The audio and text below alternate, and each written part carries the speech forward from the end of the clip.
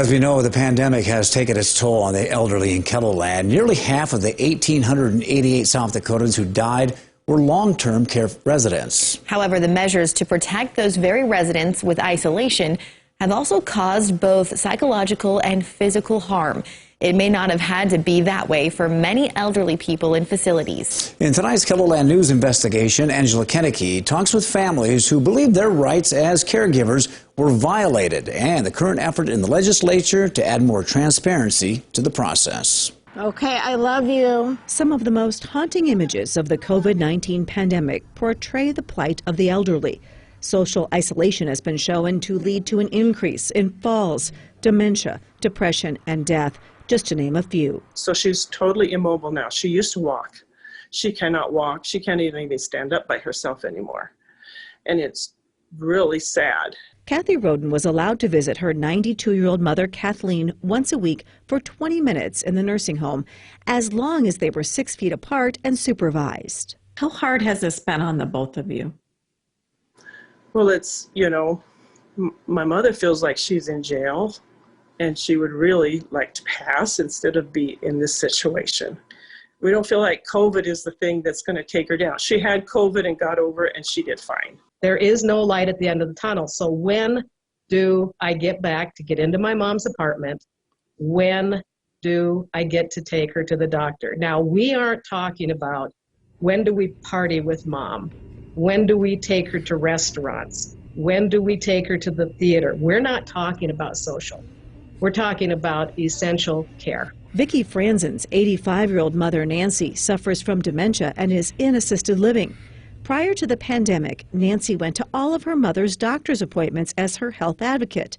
But after COVID-19, Franzen was told that an aide would have to accompany her mother to all appointments, or her mother would have to quarantine for 14 days. At one of her appointments, the aide that took her was tested positive for COVID the following day. Franzen says the facility determined that her mother was not exposed by the aide. An aide can test positive for COVID, have all their protective equipment on, and it's a non-exposure.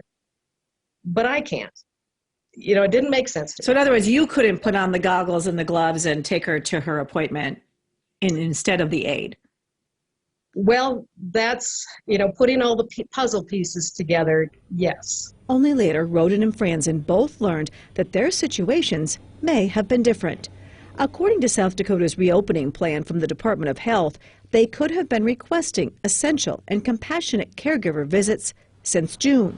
But until we actually had access to the documents, actual access to the reopening plan, families didn't know that they could advocate for these particular visits for their loved ones. Janet Jensen is the wife of Rapid City lawmaker Phil Jensen. She is a health advocate for her elderly mother-in-law and behind legislation currently making its way through PEER that would require more transparency by assisted living facilities. So what the bill does is it allows for transparency.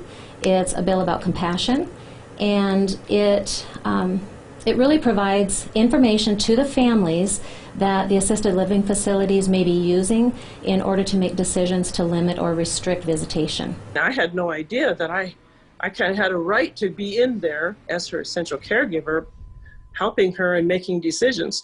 That would have helped her tremendously if I could have been there with her emotional, her physical, and her mental state. She lost her roommate. She lost several people. I didn't ever want to see this happen to anybody again. I didn't want anybody to have to go through this with their parents. The bill that would require that assisted living facilities create and post visitation policies has already passed the South Dakota House and will be taken up by the Senate Health and Human Services Committee tomorrow morning. We will let you know what happens.